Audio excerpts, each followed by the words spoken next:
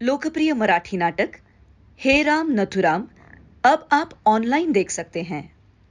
Link इस video के description box में उपलब्ध है।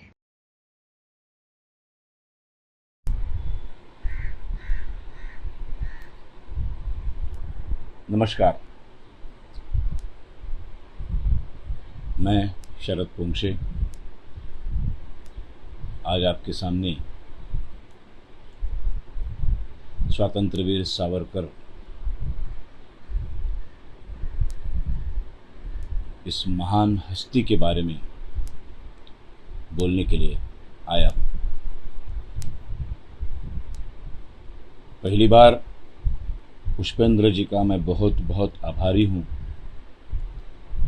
कि उन्होंने उनकी वॉल पर आके स्वातंत्र्य वीर सावरकर जी के बारे में बात करने की मुझे अनुमति दी। इसलिए मैं पुष्पेंद्र जी का बहुत बहुत आभारी हूँ। मैं उनका बहुत बड़ा फ़ैन हूँ।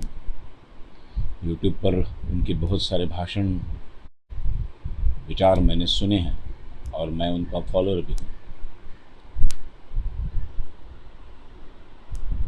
इस विश्व में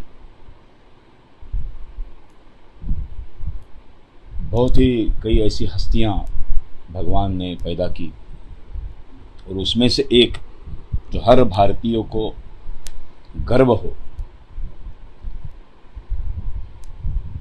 हर भारतीय हर हिंदुस्तानी गर्व से ये कह सके कि हम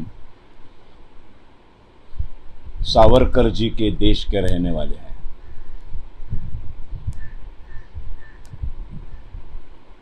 उन्नीस सौ 47 में देश आज़ाद हो गया। उस वक्त की परिस्थिति ऐसी थी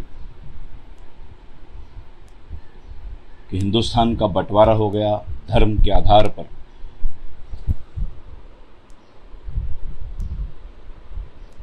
एक मुसलमानों के लिए अलग पाकिस्तान बनाया गया, लेकिन जो बचा था हिंदुस्तान, वो हिंदुओं का नहीं हो पाया। और जो बचा हुआ हिंदुस्तान है, वो हिंदुस्तान हिंदुओं का है। वो हिंदू राष्ट्र बनना चाहिए। इसके लिए सावरकर जी ने अपनी पूरी जिंदगी दांव पे लगा दी।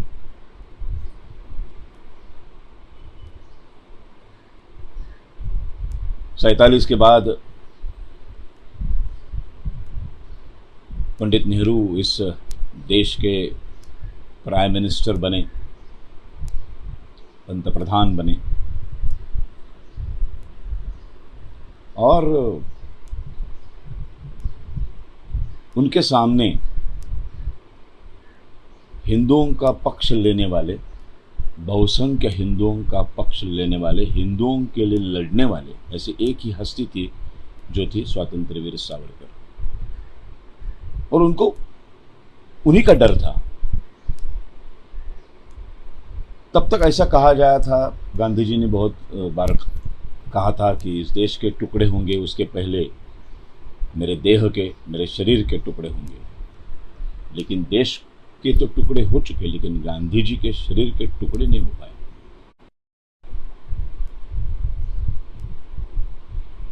धीरे धीरे हिंदू लोगों को, हिंदुस्तान के हिंदुओं को ये पता चलने लगा कि कांग्रेस हिंदुओं के लिए कुछ नहीं करने वाला। और धीरे धीरे लोग सावरकर जी के पक्ष में आने लगे। और नेहरू जी को ऐसा पता चल गया कि सावरकर जी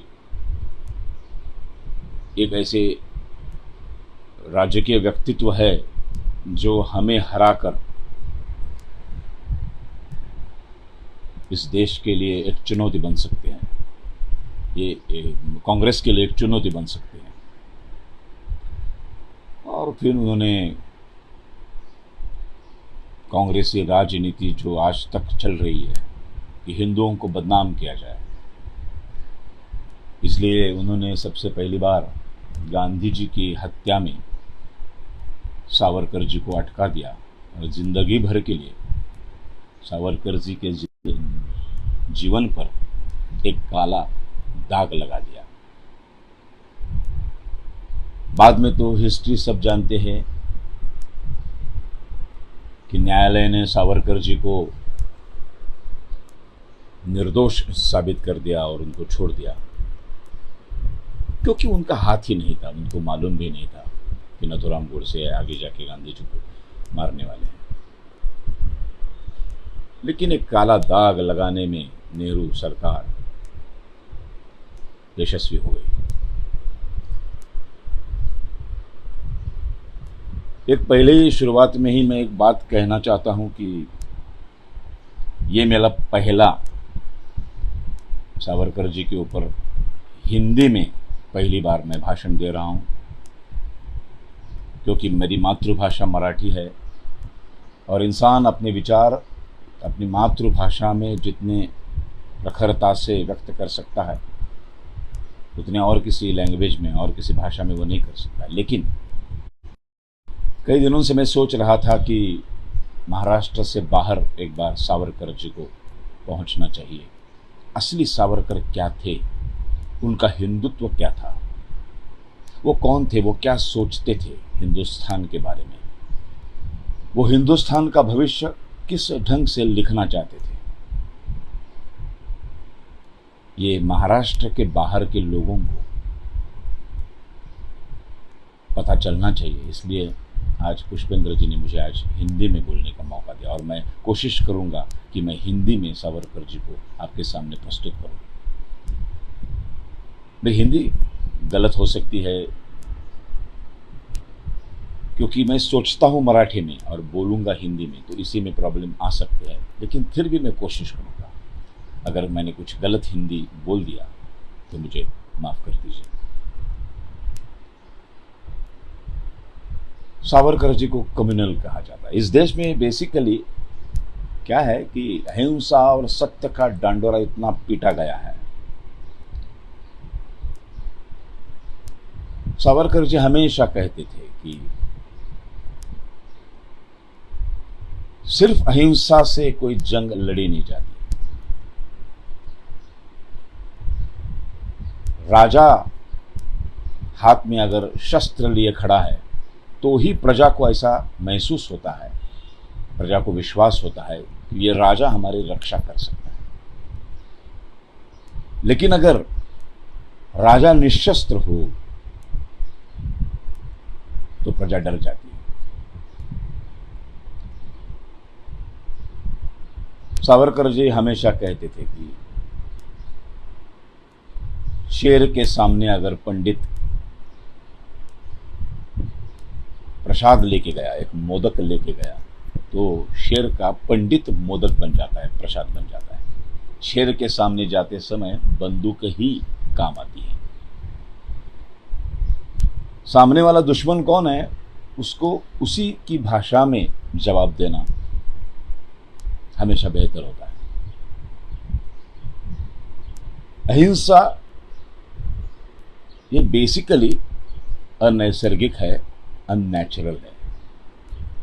अहिंसा परमो धर्मा, ये आधा मंत्र हमें पढ़ाया जाता है, हमारे सर पर मारा जाता है कि अहिंसा परमो धर्मा, अहिंसा जैसा शस्त्र नहीं है। अगर अहिंसा जैसा शस्त्र नहीं है तो प्रभु राम,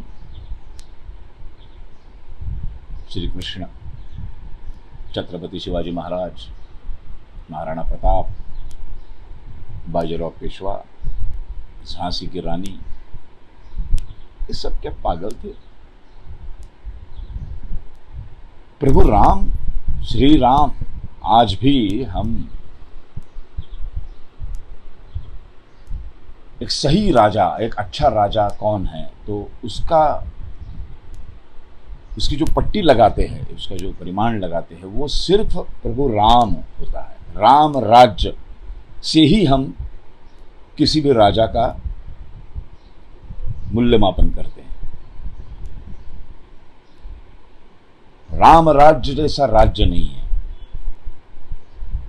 फिर एक बार हम राम राज्य लाना चाहते हैं। ये सब हम राम राज्य के बारे में क्यों कहते हैं, या फिर शिवशाही छत्रपति शिवाजी महाराज जैसा राज्य लाना चाहते हैं।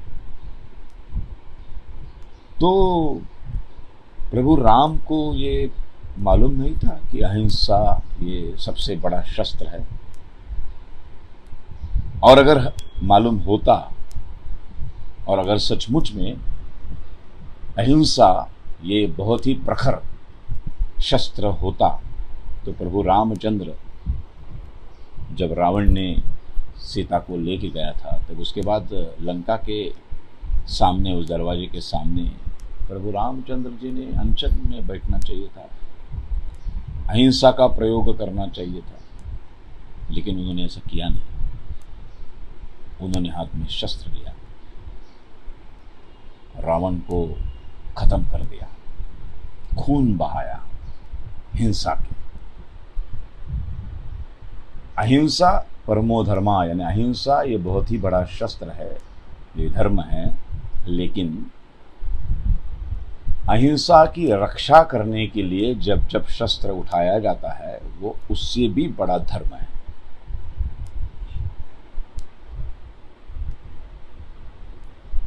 तो प्रभु रामचंद्र को ये मालूम नहीं था। महाभारत में तो अर्जुन खुद कह रहा था श्री कृष्ण को कि भगवान मैं कैसे लड़ पाऊंगा, मेरे सामने तो मेरे भाई खड़े हैं, मेरे चाचा खड़े हैं जिन्होंने मुझे पाला पोसा, बहुत सारा प्यार दिया है, और ऐसे भीष्म पितामह सामने खड़े हैं, ये सब मेरे भाई है, मेरे मामा है, मेरे कोई चाचा है, इनके साथ मैं कैसे लड़ूं, इनको मैं कैसे मारूं। तो अगर अहिंसा इतना बड़ा शस्त्र होता तो श्री कृष्ण ने अर्जुन को ये कहना कि भाई तुम महाभारत के इस रणभूमि में अहिंसा धर्म का पालन करो, और जब तक दुर्योधन दुशासन के अंदर का इंसान नहीं जागेगा तब तक अनशन के लिए बैठ जाओ। लेकिन श्री कृष्ण ने ऐसा नहीं कहा। श्री कृष्ण ने अर्जुन को कहा ये अधर्म है, ये अनीति है, इनको खत्म करना ये तुम्हारा क्षत्रिय धर्म है, और शस्त्र हाथ में लेके ही इनको खत्म किया जा सकता है। एक हद तक अहिंसा अच्छी है। अगर व्यक्तिगत तौर पर मैं कहूंगा कि मैं अहिंसक हूं तो कोई प्रॉब्लम नहीं है, ये बहुत अच्छी बात है, मैं किसी को मारूंगा नहीं। दुबले पतले इंसान के मुंह में अहिंसा शोभा नहीं देती है। एक ऐसा लुकड़ा आदमी खड़ा है ऐसा और कह रहा है कि भाई मैं किसी को नहीं मारूंगा, तो लोग हंसेंगे उसके ऊपर। लेकिन एक ताकतवान आदमी जिम बिम जाके ऐसी बॉडी जिसने बनाई है, जिसके हाथ में AK-47 है, और वो अगर कहता है कि मैं भाई अहिंसक हूं, मैं पहली गोली कभी नहीं चलाऊंगा, तो उसके ऊपर गोली चलाने से पहले सामने वाला 100 बार सोचेगा कि ये तो पहले नहीं चलाएगा, लेकिन अगर मैंने चलाई तो ये क्या करेगा। एक गाल पे अगर थप्पड़ मारो तो दूसरा गाल आगे करो, सावरकर कहते थे। एक गर्दन काटो तो आगे करने के लिए दूसरी गर्दन रहती नहीं है, इसलिए पहले ही गर्दन काटने से पहले ही गर्दन काटने वाले की गर्दन काटना, ये तुम्हारा धर्म है।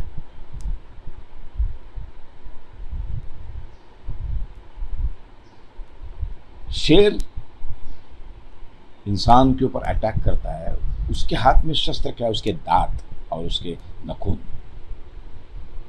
नखून से अटैक करता है और दांत से खाता है। सावरकर जी कहते थे कि उसके दांत और उसके नखून निकाल दो, इतनी ही है हिंसा मुझे मंजूर है। मैं शेर को नहीं मारना चाहता, उसकी ताकत को मारना चाहता हूं। उसके अहंकार को मारना चाहता है। और इतनी अहिंसा होनी ही चाहिए।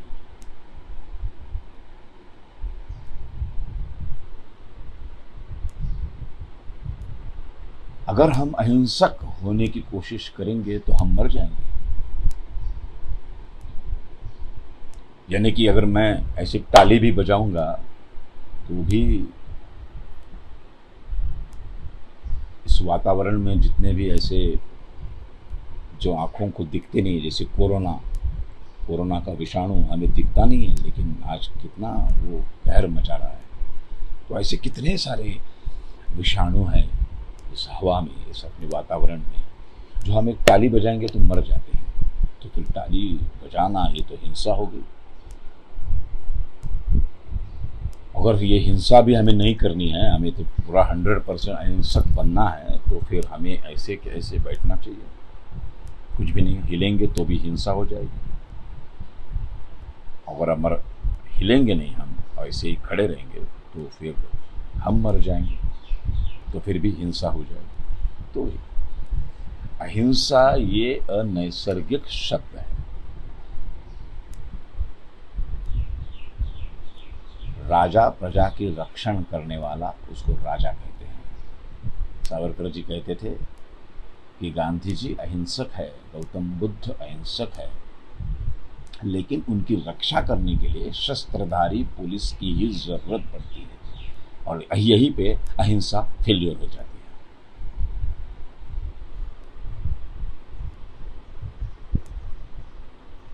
सावरकर जी को किसी चौकट में बांध दिया गया कि वो कट्टर हिंदू है। ये एक तो हिंदू के पीछे कट्टरता ये वर्ड कभी लगाया ही नहीं जा सकता, कि हिंदू कभी नहीं सकता है। एक तो पूरे विश्व में धर्म, रिलीजन, धर्म एक ही है, इंसानियत का धर्म। श्री कृष्ण ने कहा था अर्जुन को, मैं नीति के साथ लड़ूंगा, अनीति के खिलाफ।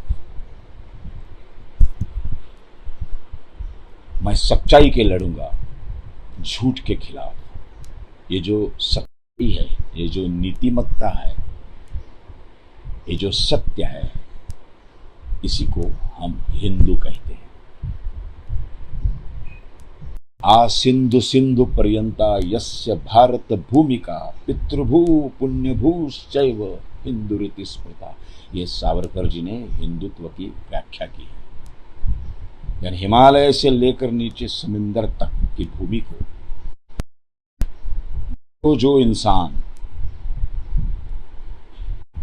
पितृभूमि और अपनी पुण्य भूमि मानकर उसे प्रणाम करता है, उसके सामने झुक जाता है, जिसका जो इस भूमि की पूजा करता है, वो हर इंसान हिंदू है।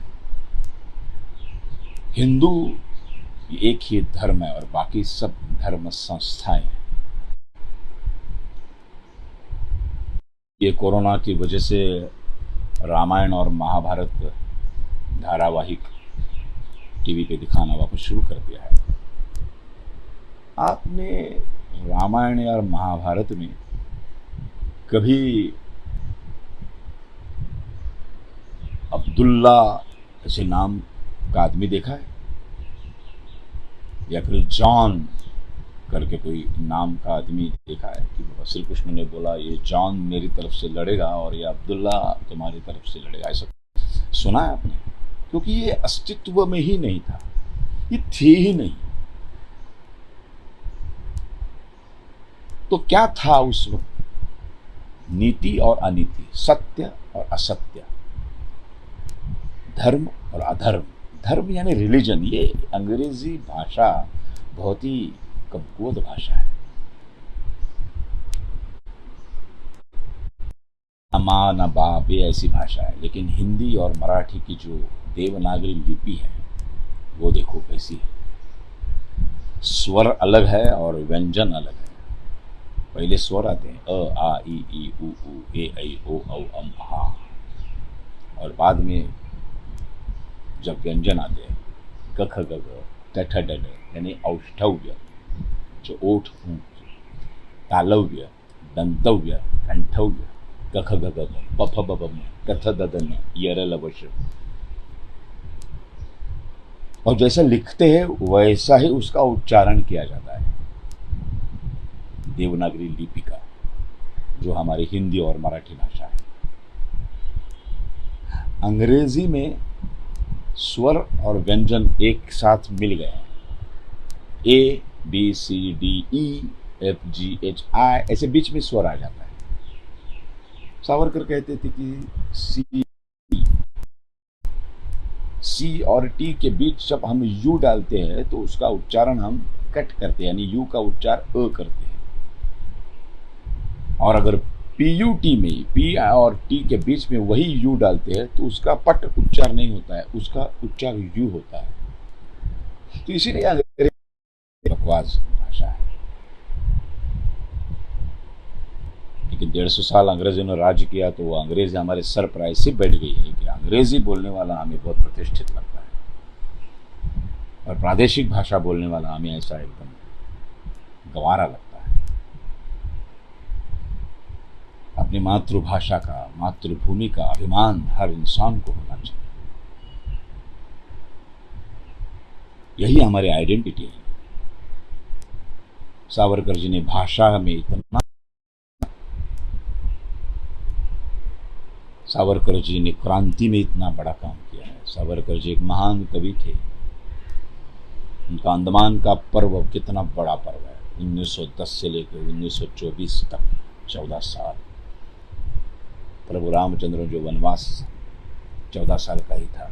सावरकर जी ने भी इस मातृभूमि की रक्षा के लिए, स्वतंत्र करने के लिए 14 साल की काले पानी की सजा भुगती है। क्या क्या नहीं किया उस इंसान ने। उनको सनातन हिंदू धर्म मान्य नहीं था, वो नहीं मानते थे, क्योंकि सनातन हिंदू धर्म ये जातियों में बांट चुका है। इसलिए उन्होंने हिंदुत्व या राष्ट्रीयत्व होना चाहिए और हिंदू धर्म ऐसा होना चाहिए, उसकी व्याख्या की, जो मैंने कभी अभी कही, आसिता सिंधु पर्यंता यस्य भारत भूमिका पितृभू। ये इसका मतलब क्या है कि हमारे पितर, हमारे पूर्वज, हमारे पुरखे, यानी अगर मैं शरद पोंक्षे हूं तो मेरे पोंक्षे कुल का जो पहला पुरुष है वो इसी सिंधु नदी के तीर पर जन्म लिया। उसने कोई बाहर से नहीं आया है, वो कहीं यूरोप से नहीं आया है, अरबस्तान से नहीं आया है, यही का है। तो जिन जिन इंसान, जिस जिस इंसान के पुरखे, पूर्वज इसी नदी के किनारे पे उन्होंने जन्म लिया है। पुण्यभू, पुण्यभू का मतलब है पुण्य भूमि, जिनके पुण्य भूमि, पुण्य भूमि हम किसे कहते हैं? हमारे तीर्थ क्षेत्र काशी, मथुरा, पंढरपुर, तिरुपति, बालाजी। देखो, हम सबके पुण्य क्षेत्र, हम सबकी पुण्य भूमि यही हिंदुस्तान की भूमि है। हमें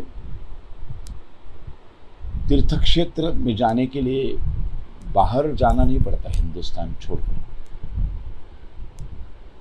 हमारे पुण्यात्मा यानी हमारे संत, हमारे साधु संत, हमारे सब साधु संत यही से है। हमारा वो ख्रिस्ती धर्म जैसा पोप बाहर से नहीं आता है,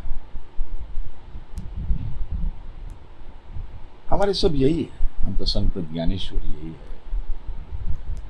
हमारे सभी संत, साधु संत इसी मिट्टी में जन्म लिया है। तो जिनकी पितृभूमि ये है, जिनकी पुण्य भूमि ये है, हिमालय से लेकर सागर तक की जमीन को जो जो हमारी पितृभूमि, पुण्य भूमि, पुण्यात्माओं की भूमि, तीर्थ भूमि मानता है और सर झुकता है, वो हर इंसान हिंदू है। हिंदू धर्म का संस्थापक कोई है नहीं। हिंदू धर्म की स्थापना नहीं है।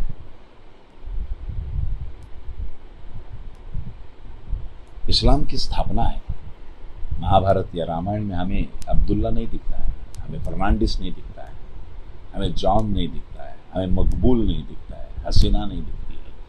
ये उस वक्त था ही नहीं।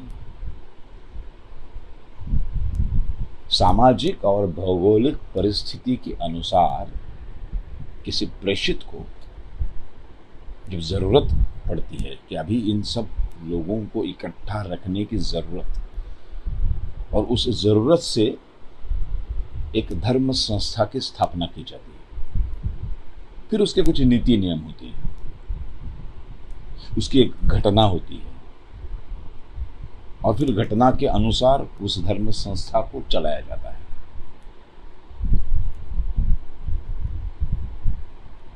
जैसे कि इस्लाम में है कि 5 वक्त का नमाज पढ़ना चाहिए, शराब नहीं पीनी चाहिए, ऐसे अलग अलग नियम हैं। हिंदू धर्म में कोई नियम नहीं है। हिंदू धर्म 5 बार 10 बार मंदिर में जाना चाहिए, उपवास करना चाहिए, पूजा करनी चाहिए, शिव जी की पिंडी पर बेलपत्र बहना चाहिए, ऐसा है कुछ नहीं है। ये कुछ है ही नहीं, फ्रीडम। क्योंकि ये इंसानियत का धर्म है, ये इंसानियत का धर्म है, मानुषिकी का धर्म है। धर्म एक ही है, हिंदू धर्म, बाकी सब धर्म संस्थाएं। इसलिए हिंदू कभी कट्टर नहीं हो सकता। कट्टरता कब आती है? जब धर्म संस्था के जो नियम है, जो घटनाएं में लिखी हुई है कि ये करने वाला इस धर्म संस्था का सभासद हो सकता है, और जो इंसान उस धर्म संस्था का सभासद है और वो जो घटना के अनुसार 100% घटना के अनुसार 100% उन नियमों के अनुसार चलता है, वो उस धर्म संस्था का कट्टर सभासद होता है। हिंदू में नास्तिक होने की परमिशन है। भगवान को गाली देने वाला, जिंदगी में कभी जिसने भगवान की पूजा नहीं की है, कभी जिसने घर में एक भी भगवान का फोटो नहीं लगाया है, वो भी हिंदू है। ये हिंदू धर्म की ब्यूटी है, सुंदरता है।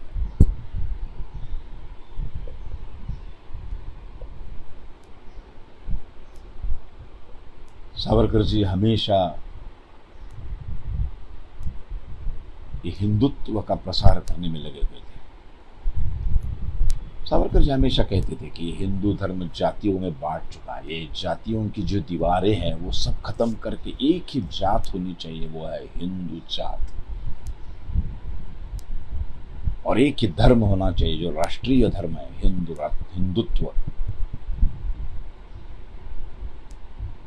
एक ऐसे ही सावरकर जी लोकमान्य तिलक के केसरी के ऑफिस में बैठे थे का,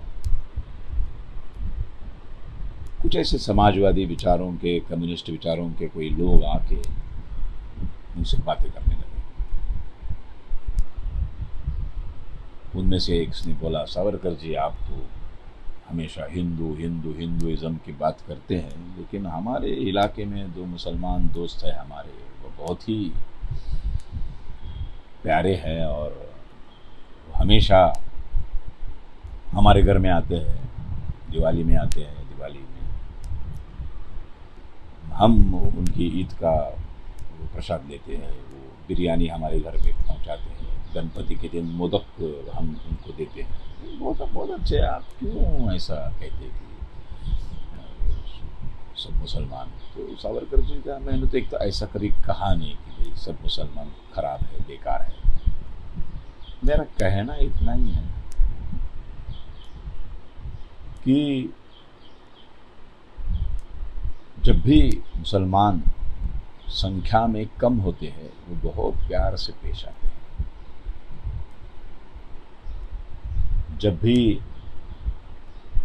उनकी संख्या आपकी संख्या के बराबर की हो जाती है, तो वो आवाज करने लगते हैं, और उनकी संख्या आपकी संख्या से थोड़ी ज़्यादा हो जाती है, तो वो आक्रमण करते हैं। उसके बावजूद भी उसके बावजूद भी मैं ये पूरी तरह से मानता हूँ कि उसके बावजूद भी कोई मुसलमान बहुत ही अच्छे हैं जो राष्ट्र के ऊपर प्यार करने वाले हैं, लेकिन उन 2% 2% मुसलमानों की आप चिंता मत कीजिए। जो विभीषण होते हैं वो खुद ब खुद अपने भाई रावण के खिलाफ राम के साथ लड़ने के लिए तैयार हो जाते हैं। ये है सावरकर।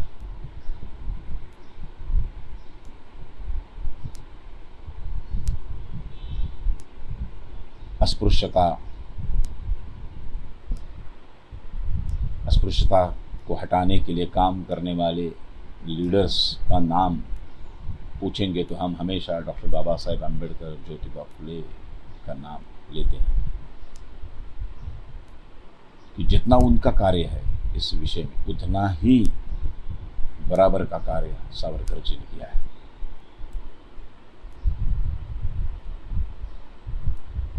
सावरकर जी,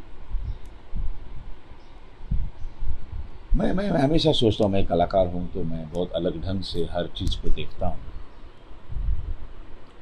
मैं हमेशा सोचता हूँ कि ये अम्बेडकर जी, सावरकर जी, गांधी जी, तिलक, लोकमान्य तिलक जी, ज्योतिबा फुले जी, ये एकदम जो हमें ऐसा दिखते वैसे थोड़ी होंगे। उनका भी कोई बचपना होगा,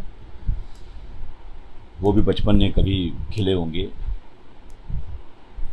वो भी बचपन में कभी अपने काका, अपने चाचा, अपने चाची या फिर मामा, मामी, पिताजी, माँ किसी का हाथ पकड़ कर बाजार में गए होंगे। तो कभी बाबा साहेब गए होंगे तो किसी ने उनको गाली दी होगी। मैं उस ज़माने की बात कर रहा हूँ जब छूत अछूत का ज़माना बहुत बहुत बड़ा संकट था इस। तो किसी ने उनको गाली दी होगी, अरे तुम्हारी छाँव पड़ गई, हम बट बांट गए यार, क्या कर रहे हो तुम, उधर हटो, हम उच्च वर्णीय हैं, उच्च वर्गीय है, तुम नीचे जात के हो, ये क्या कर रहे हो। तो बाबा साहब ने जिनकी उंगली पकड़ी है वो चाचा को, चाची को, काका को, मामा को पूछा होगा कि ये लोग हमारे साथ ऐसा बर्ताव क्यों करते हैं। तो उन्होंने ये कहा होगा, भाई ये हमारा तकदीर है, हमने इस जात में जन्म लिया है, हमने निचली वाली जात में जन्म लिया है, हम महार है, हम मांग है, ये हमारा तकदीर है, ये सालों से चलता आ रहा है, यही परंपरा आ रही है, हमें ये भुगतना ही होगा, ये हमारा तकदीर है। और फिर बाबा साहब ने कहा होगा, नहीं भाई, आज तक पीढ़ियों से आपने ये सब सहन किया है, लेकिन इसके बाद मैं ये सहन नहीं करूँगा, क्योंकि ये छूत अछूत की आग के चटके बाबा साहब ने सहन किया है, ज्योतिबा जी ने सहन किया है। ये अपमानित होना क्या होता है, ये दर्द उन्होंने महसूस किया है।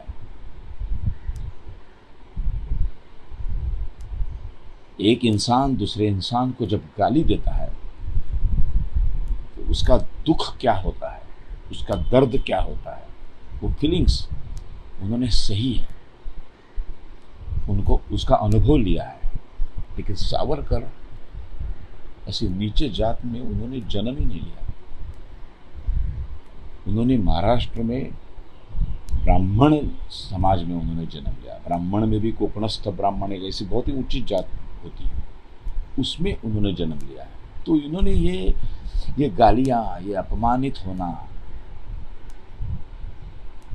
ये सब ये सहन ही नहीं किया है, इसका अनुभव ही नहीं है। तो सावरकर भी छोटे होते तो जाते होंगे, जैसे बाबा साहेब जाते थे, ज्योतिबा जाते थे, हर बड़े लोग बाद में बड़े हुए, छोटे तो बचपन तक था उनका, तो सावरकर भी गए होंगे। और उन्होंने जिसकी उंगली पकड़ी है, अभी देखो उल्टी परिस्थिति अलग है। अभी अम्बेडकर जी जब जाते थे तो सामने वाले ऊंचे जात के आदमी ने उनको गाली दी है। अब यहाँ ऊंचे जात में ही जन्म लिया हुआ ये विनायक दामोदर सावरकर अपने चाचा की उंगली पकड़कर जा रहा है, और जिसकी उंगली उसने पकड़ी है उसने ही सामने वाले नीचे जात वाले को गाली दी है। भाई परिस्थिति उल्टी हो गई। अब ये गाली खाने के बाद, ये अपमानित होने के बाद का जो दर्द है, जो दुख है, इसका अनुभव तो इस बच्चे को है ही नहीं। क्योंकि ये उच्च वर्णीय है। तो सामने वाले का दर्द देखकर इसने अभी अपने चाचा को पूछा कि तुमने उसको ऐसी गाली क्यों दी। वो भी इंसान है, हम भी इंसान हैं। हर इंसान को कुदरत ने जन्मजात कुछ हक दिए हैं, कुछ अधिकार दिए हैं। जो अधिकार कुदरत ने जैसे हमें दिए है वैसे उसे भी दिए है, उन्हें भी दिए है। तो उनका ये अधिकार छीनने का अधिकार हमें किसने दिया?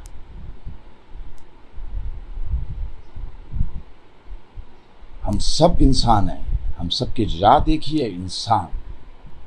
धर्म एक ही है, इंसानियत।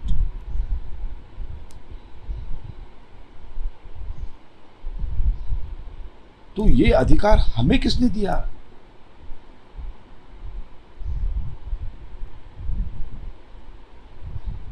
और फिर स्वजातीय ब्राह्मणों के खिलाफ नीचे वर्ण के लोगों के लिए, अछूतों के लिए स्वजातीय उच्च वर्णियों के खिलाफ जाके लड़ने का प्रयास किया सावरकर जी।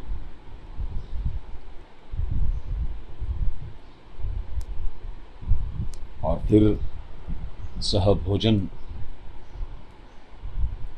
स्कूलों में सभी वर्ण और जात के लड़कों को एक साथ बिठाने की कोशिश। और जो अंडमान से निकल के आए, 24 को छूट के आए, जो 24 से 37 तक, 1937 तक, 1937 तक, ये जो 13 वर्ष है, ये हिंदू धर्म के अंदर जो जातियों की दीवारें खड़ी है, उस दीवारों को गिराने की पूरा कोशिश ये 13 साल सावरकर जी ने की थी।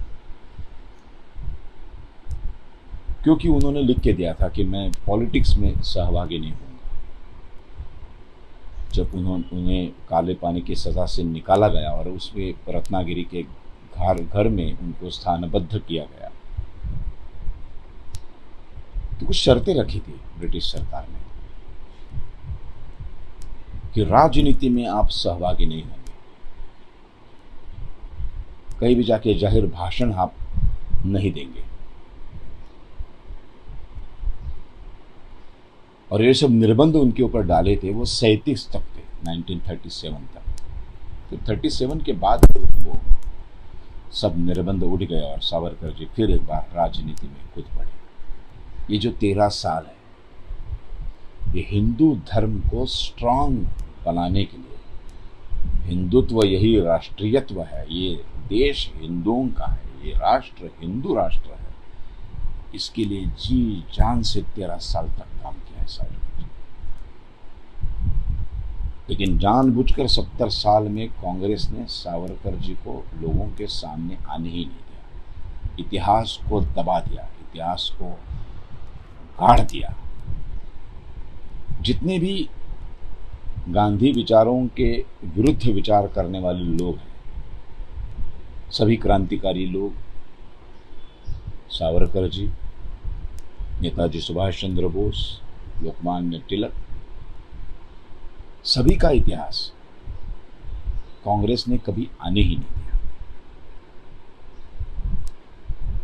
कितनी बड़ी दूरदृष्टि होगी देखिए सावरकर जी की।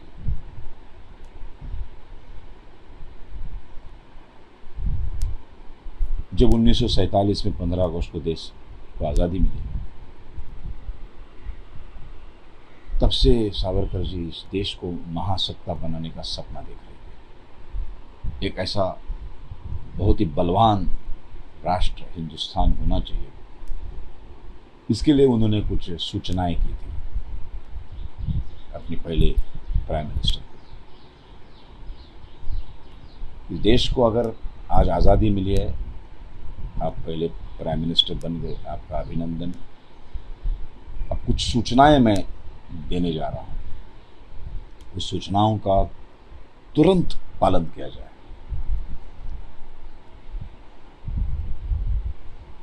कितनी दूरदृष्टि होगी।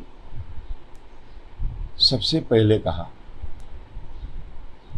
कि राष्ट्र की सीमाओं को सुरक्षित किया जाए।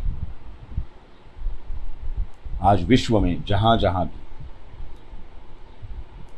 एटॉमिक बॉम्ब, अणु बॉम्ब बनाने वाले शास्त्रज्ञ हैं, उनको इस अपने देश में बुलाया जाए, पाचारण किया जाए और अपने देश में जो वैज्ञानिक है उनको उनसे ट्रेनिंग दी जाए। और 15 अगस्त 1948 यानी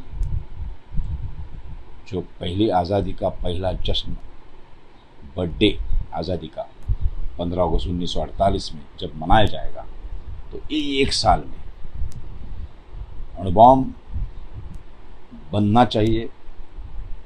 पूरे विश्व को पता चलना चाहिए कि अभी अभी आज़ाद हुआ ये हिंदुस्तान नाम का देश अणु बॉम्ब से युक्त है। इनकी सुरक्षा कवच में अभी अणु बॉम्ब आया है। ये होना चाहिए। राष्ट्र की सीमा की सुरक्षा के लिए जितने भी महासंवारक शस्त्र अस्त्र है उनको खरीद लो। सबसे पहले राष्ट्र की सीमा को इतना सुरक्षित करो कि आसपास के देश देखने की भी हिम्मत नहीं कर सकते। और किसी भी राष्ट्र की सीमा चरखे से निकाले हुए सूतों से, यानी वो कॉटन से नहीं खींची जाती, तलवार से खींची जाती है। सीमा हमेशा तलवार से खींची जाती है और उसके ऊपर खून का सिंचन किया जाता है। तब पड़ोसी राष्ट्र के लोगों को ये पता चलता है कि भाई ये जो रेखा है जिसके ऊपर खून दिखाई दे रहा है, यहाँ से हिंदुस्तान शुरू होता है। और एक संदेशा खून की रेखा की वजह से ये भी जाता है कि उसको ये भी पता चलता है कि इस देश की रेखा पर इतना खून बहा है, तो इस रेखा की, इस सीमा की रक्षा करने के लिए इस हिंदुस्तान का हर इंसान अपना खून बहाने के लिए तैयार है।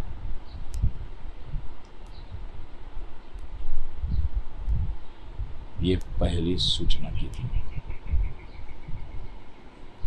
इसके लिए उन्होंने एक छोटा सा उदाहरण भी दिया। हम एक फैमिली होते हैं, जैसे कि मैं हूँ, मेरी बीवी है, बच्चे हैं, मेरी माँ है, एक 5-6 लोगों की फैमिली। हम कोई भी घर लेते हैं, तो घर लेते हैं तो लेने के बाद तुरंत हम घर को इंटीरियर करने में लग नहीं जाते। इंटीरियर थोड़ा बाद में करते हैं, घर को, दीवारों को कलर वगैरह सब बाद में करते हैं। पहले हम क्या करते हैं मालूम है? जितनी भी खिड़कियां हैं, जितने भी दरवाजे हैं, उनके बाहर एक लोखंड का ग्रिल बिठाते हैं।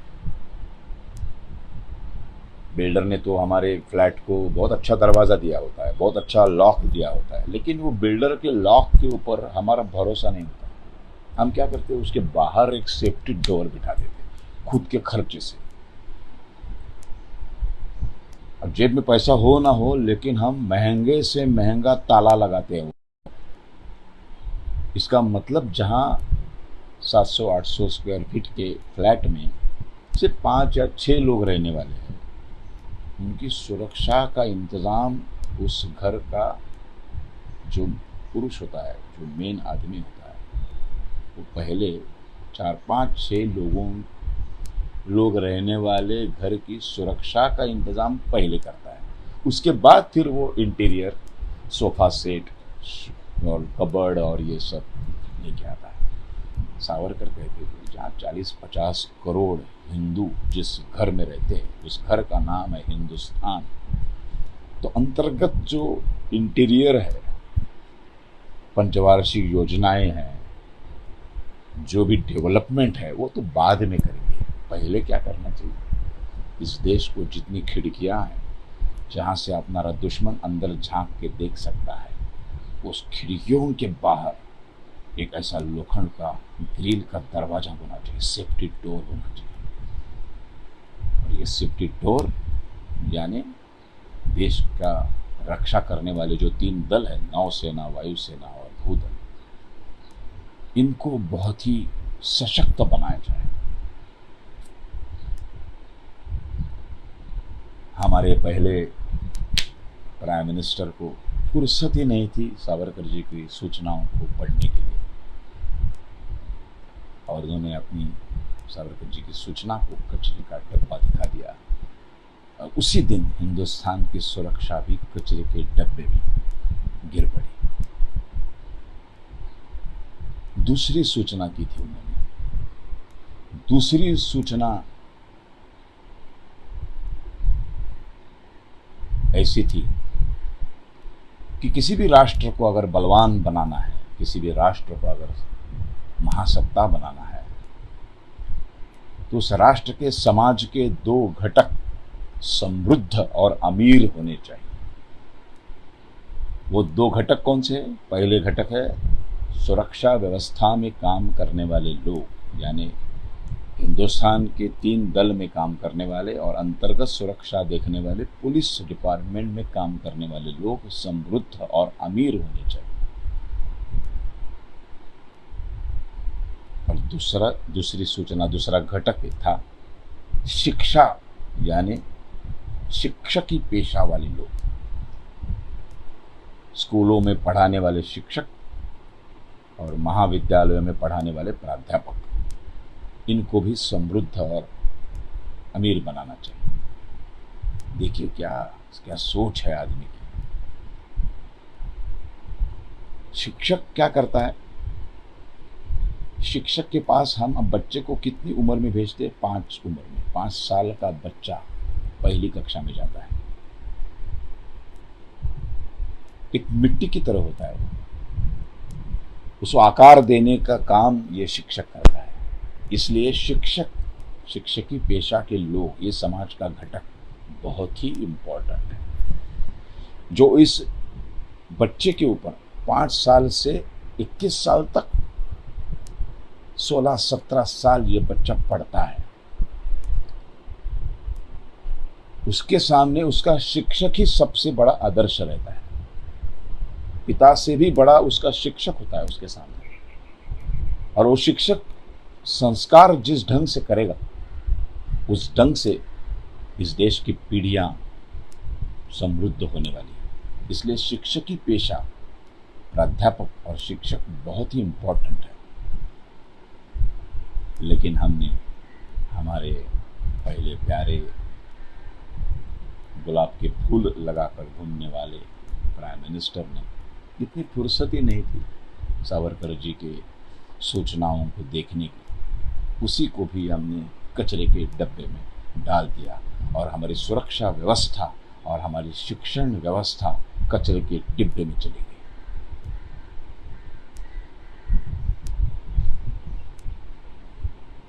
सावरकर जी के बारे में क्या कहूं मैं। एक ऐसा हीरा था वो। अंडमान की काली कोठड़ी में जब वो बंद थे, सजा भुगत रहे थे, तो ब्रिटिश अधिकारी ने उनके कुछ बुक्स पढ़े और वो आश्चर्य हो गए उनको कि यार इतना बड़ा ये राइटर अपने जेल में क्यों सड़ रहा है। इसलिए वो मिलने के लिए आए। एक आधा पौना घंटा उस जेल की कोठरी में उनकी बातें हुई, और जाते जाते उन्होंने एक बात कही सावरकर जी को, मिस्टर सावरकर, गलत देश में और गलत वक्त आप पैदा हुए। आपके विचार 40-50 साल के बाद लोगों को समझ आते हैं, और ऐसे देश में आप पैदा हुए हैं जहां आपकी कीमत 0 है। ये उस ब्रिटिश अधिकारी ने, उसको पता चल गया था कि सावरकर जी हिंदुस्तान में पैदा हुए। अगर सावरकर जी आज यूरोप में पैदा होते होंगे तो हर कॉलेज की दीवारों पर जो अब्राहम लिंकन का खत लिखा जाता है, वहाँ उसकी जगह सावरकर जी की कविताएं लगी होती हैं। सावरकर जी के बारे में बोलना कई घंटे लग जाएंगे। और पहली बार मैंने कोशिश की, मैं हिंदी में व्यक्त होने की कोशिश की।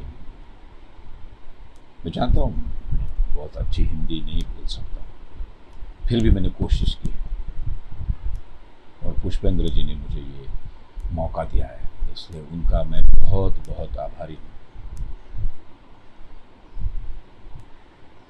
सावरकर जी को पहुंचाने की पिछले 15 साल से मैं कोशिश कर रहा हूँ। सिर्फ महाराष्ट्र तक मैं सीमित हूँ क्योंकि मैं मराठी में बोलता हूँ, लेकिन आज पहली बार महाराष्ट्र की सीमाओं के बाहर के लोग आज मेरा सावरकर जी का ये भाषण सुन रहे हैं।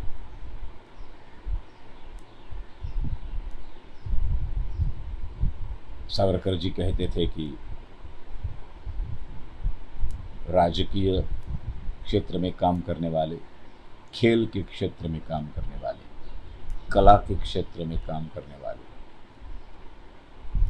और भाषण देने वाले सही समय रुकना चाहिए। लोगों ने ऐसा कहना चाहिए कि और थोड़ी देर बोलते थे तो अच्छा लगता था, उसी समय रुकने में मजा है। कुछ हिंदी में बोलते समय गलती हुई होगी तो प्लीज मन बड़ा करके माफ कर दीजिए। किसी को दुखाने की कोशिश नहीं थी, लेकिन सावरकर जी के प्रखर विचार आपके सामने रखने की कोशिश मैंने की है। आपको अगर अच्छी लगी होगी तो